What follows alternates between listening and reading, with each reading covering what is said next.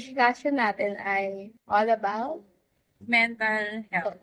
So, ito talaga kailangan nating lahat kasi nagiging stigma siya or taboo na hindi siya pinag-uusapan pero ramdaman siya ng lahat.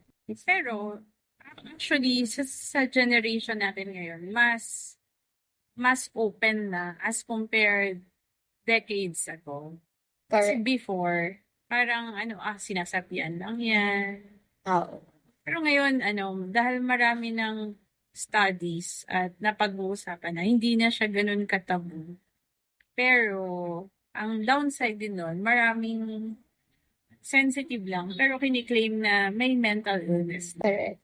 So, parang meron pa rin misconceptions regarding doon. I think yung misconception, hindi siya mawawala. Oo. Lagi siyang may gray area. Pero, yun nga, dun sa mga taong aware, sila yung kung kaya nilang i-correct. Yung mga tao na kaya nilang i-correct. We have to address yung elephant sa room. Meron akong kakilala, yung anak niya, parang masyadong anti-social, na pinapagalitan niya.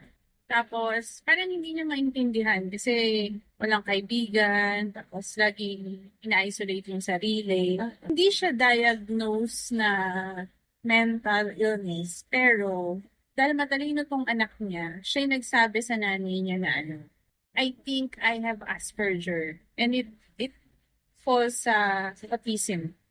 Oh, as in Asperger's syndrome? Yes. Oh, okay. Pero kasi pag may mga Asperger, sila, matatalino. Oo. So, siya mismo nag-ask sa nanay niya kung pwede siyang ipa-check up. And true enough, na-diagnose siya na Asperger. And yung anak niya, working online sa UK company.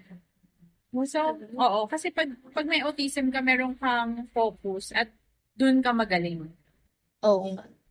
So, if feeling natin, lack of knowledge, na may mga ganong spectrum, misdiagnose. Minsan parang depressed lang, ganyan. So, it really helps na alamin mo, ano ba talaga siya. Pwedeng introvert lang, ganyan. Or may pinagdadaan. Kasi kapag na-misdiagnose ka, mali yung ibibigay sa'yo ng treatment. O kaya diniagnose mo lang sarili mo based sa Google. Yun yung malala. Yung self-diagnosis. Meron nga akong pinsan na kiniklaim niya may depression siya. Pero nung tina-check up, wala. Wala naman. Wala. So, and yung mga mental illness, usually, makikita siya during high school and late 30s. Pero, na-acquire siya from 1 to 7 years old.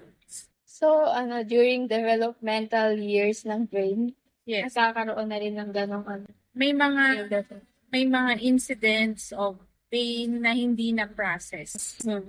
So, dahil sinusuppress siya at hindi naintindihan ng bata, lumalabas yung bunga kapag stressful na.